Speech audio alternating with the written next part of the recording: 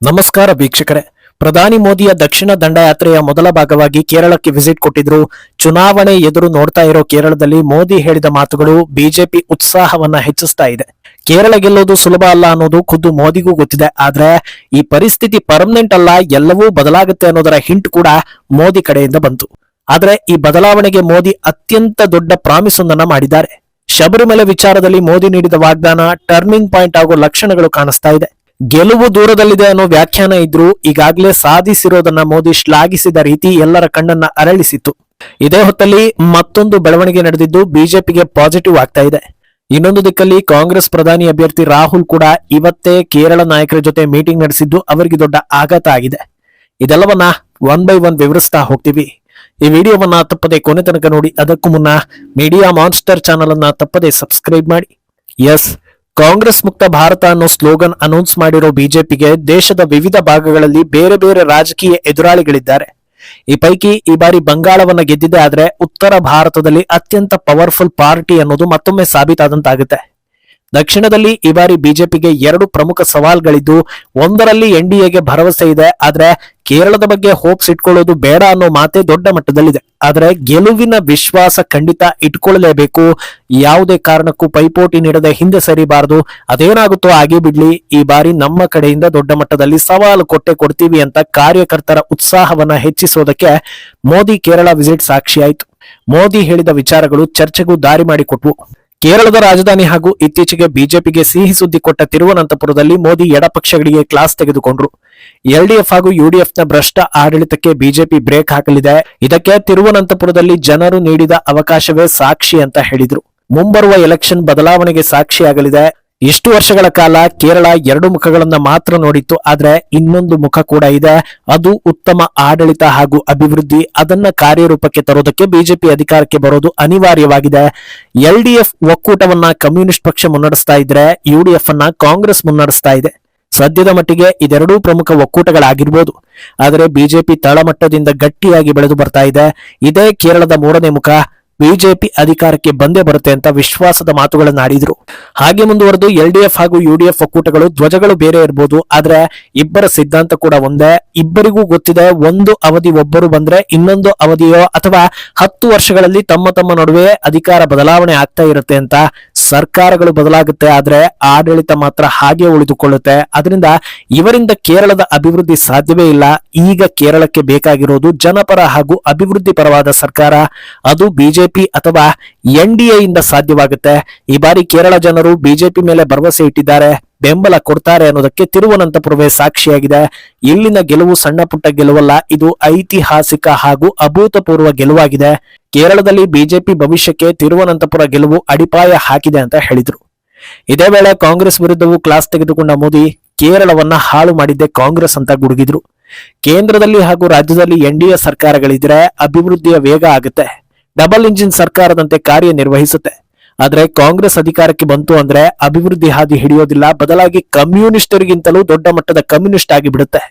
ಓಲೈಕೆಯಲ್ಲಿ competition ಕೊಡೋ ಸಲುವಾಗಿ Muslim ಲೀಗ್ಗಿಂತಲೂ ಹೆಚ್ಚು ಕೋಮುವಾದಿಯಾಗಿ ಬಿಡುತ್ತೆ. ಕೇರಳದಂತ ಸಾಂಸ್ಕೃತಿಕ ಹಾಗೂ ಪವಿತ್ರ ರಾಜ್ಯವನ್ನ ಅವರ ಕೈಯಿಂದ ಕಾಪಾಡೋದು ಪ್ರತಿಯೊಬ್ಬರ ಜವಾಬ್ದಾರಿಯಾಗಿದೆ. ಅಲ್ಲದೆ ಕೇರಳದ ಮಟ್ಟಿಗೆ ಬದಲಾವಣೆ ಖಂಡಿತ ಅನಿವಾರ್ಯವಾಗಿದೆ. ಮುಂದಿನ 25 ವರ್ಷಗಳು ಬಹಳ ಕಾಳಜಿ ವಹಿಸಿ ಕೇರಳವನ್ನ ಅಭಿವೃದ್ಧಿ ಮಾಡಬೇಕು ಅನ್ನೋ ಉದ್ದೇಶ ಹೊಂದಿದ್ದೇವೆ.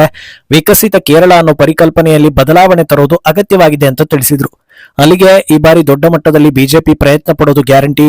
ಬೇರೆ ಬೇರೆ ಆಯಾಮಗಳಲ್ಲಿ ಗೇಮ್ ಪ್ಲಾನ್ ನಡೆಯಲಿದೆ ಹಾಗೂ ಸುಲಭವಾಗಿ ಸೋಲನ್ನ ಒಪ್ಪಿಕೊಳ್ಳೋದಿಲ್ಲ.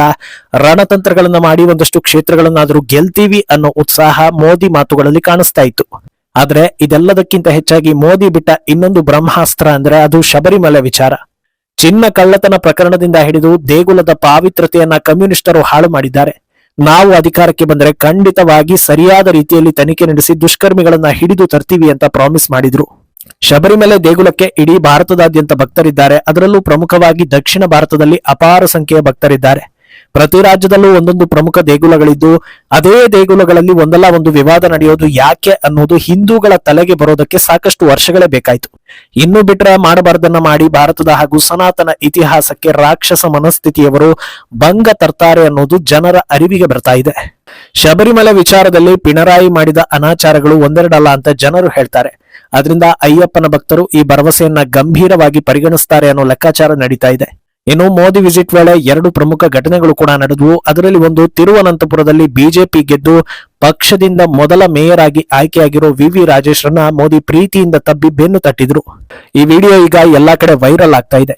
ಕೇವಲ 1 ಸೀಟ್ ಅಂತ ಹೊರಗಿಂದ ಅನ್ನಿಸಿದ್ರು, ದೆಹಲಿಯಿಂದ ಪ್ರಧಾನಿಯೂ ಕೂಡ ಆ ಬಗ್ಗೆ ವಿಶೇಷ ಗಮನ ಹರಿಸಿ ಬೆನ್ನು ತಟ್ಟಿದ್ದಾರೆ. ಹಾಗೂ ಆ ಒಂದು ಗೆಲುವಿನ ಮಹತ್ವ ಏನು ಅನ್ನೋದು ತಳಮಟ್ಟದಿಂದ ಬೆಳೆದು ಬಂದ ನಾಯಕರಿಗೆ ಗೊತ್ತು ಅನ್ನೋದನ್ನ ಈ ದೃಶ್ಯ ಹೇಳಿದಂತಿತ್ತು. ಇದೇ ವೇಳೆ ಈ ಗೆಲುವಿನ ಭಾಗಿದಾರರು ಹಾಗೂ ಲೋಕಲ್ ಎಲೆಕ್ಷನ್ ನಲ್ಲಿ ಬಿಜೆಪಿಯಿಂದ ಗೆದ್ದ ನಾಯಕರು ಮೋದಿ ಕಾಲಿಗೆ ಬೀಳೋದಕ್ಕೆ ಮುಂದಾದ್ರು.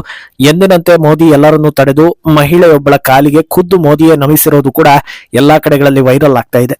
ಇದು ಅಲ್ಲಿನ ಪ್ರತಿ ಕಾರ್ಯಕರ್ತರ ಉತ್ಸಾಹವನ್ನ ಹೆಚ್ಚಿಸಿದಂತಾಗಿದೆ. ಇನ್ನೊಂದು ಪ್ರಮುಖ ಬೆಳವಣಿಗೆ ಅಂದ್ರೆ ಕೇರಳದ 2020 ಪಾರ್ಟಿ ಎನ್ಡಿಎ ಜೊತೆ ಕೈ ಜೋಡಿಸಿರೋದು. ಯಾವುದಿದು ಪಾರ್ಟಿ, ಯಾಕೆ ಮುಖ್ಯ ಆಗುತ್ತೆ ಅಂತ ನೋಡ್ತಾ ಹೋದ್ರೆ, ಈ ಪಾರ್ಟಿಯ ಮುಖ್ಯಸ್ಥ ಸಾಬು ಜೇಕಬ್. ಎರ್ನಾಕುಲಂನಲ್ಲಿ ಈ ಪಾರ್ಟಿ ದೊಡ್ಡ ಪ್ರಭಾವ ಹಾಗೂ ವೋಟ್ ಬ್ಯಾಂಕ್ ಅನ್ನು ಹೊಂದಿದೆ. ಇತ್ತೀಚೆಗೆ ಮುಸ್ಲಿಂ ಸಂಘಟನೆಗಳು ಎರ್ನಾಕುಲಂ ಅನ್ನ ವಿಭಜನೆ ಮಾಡಿ ನಮಗೆ ಪ್ರತ್ಯೇಕ ಜಿಲ್ಲೆ ಕೊಡಿ ಅಂತ ಡಿಮ್ಯಾಂಡ್ ಮಾಡಿದ್ರು. ಇದರ ಬೆನ್ನಲ್ಲೇ ಕ್ರೈಸ್ತ ಸಮುದಾಯಗಳು ಎನ್ಡಿಎ ಜೊತೆ ಕೈ ಜೋಡಿಸ್ತಾ ಇರೋದು ಎರ್ನಾಕುಲಂ ಉಳಿಸೋದು ಅನಿವಾರ್ಯ ಅನ್ನೋ ಚರ್ಚೆಗೆ ದಾರಿ ಮಾಡಿದೆ. ಅಲ್ಲದೆ ವಕ್ಫ್ ಬೋರ್ಡ್ ನಿಂದ ಈ ಬಾರಿ ಸಾಕಷ್ಟು ಕಡೆಗಳಲ್ಲಿ ಕ್ರಿಶ್ಚಿಯನ್ ಸಮುದಾಯಗಳು ನೋವು ಅನುಭವಿಸಿವೆ. ಇದು ಕೂಡ ಲೋಕಲ್ ಎಲೆಕ್ಷನ್ ನಲ್ಲಿ ಎನ್ಡಿಎ ಕೈ ಹಿಡಿದಿತ್ತು. ಅದರಿಂದ ಕ್ರೈಸ್ತ ಸಮುದಾಯಗಳು ಮುಂದಿನ ಎಲೆಕ್ಷನ್ ನಲ್ಲಿ ಸಂಪೂರ್ಣವಾಗಿ ಎನ್ಡಿಎ ಬೆಂಬಲಿಸಲಿವೆ ಅನ್ನೋ ಸಿಗ್ನಲ್ ಅನ್ನ ಕೊಟ್ಟಂತಾಗಿದೆ.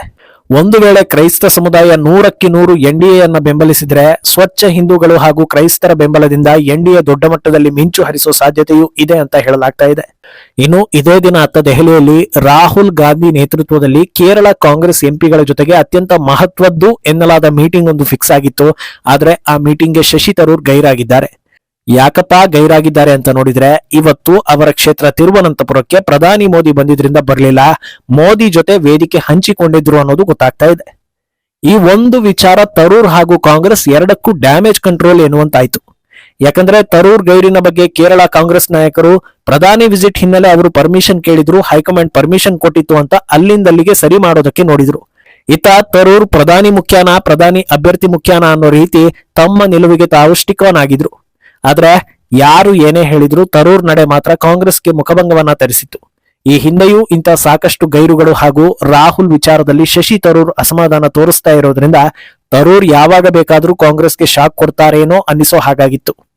ಒಟ್ನಲ್ಲಿ ಕಳೆದ ಎಲ್ಲಾ ಎಲೆಕ್ಷನ್ಗೆ ಹೋಲಿಸಿದ್ರೆ ಈ ಬಾರಿ ಬಿಜೆಪಿಗೆ ಕೇರಳದಲ್ಲಿ ವೋಟ್ ಶೇರ್ ಹೆಚ್ಚಾಗಿದೆ. ಎಲೆಕ್ಷನ್ ನಲ್ಲಿ ಏನಾಗಲಿದೆ ಅನ್ನೋದನ್ನ ಕಾದು ನೋಡ್ಬೇಕು. ಈ ಬಗ್ಗೆ ನಿಮ್ಮ ಅಭಿಪ್ರಾಯವನ್ನ ತಪ್ಪದೆ ಕಮೆಂಟ್ ಮೂಲಕ ತಿಳಿಸಿ.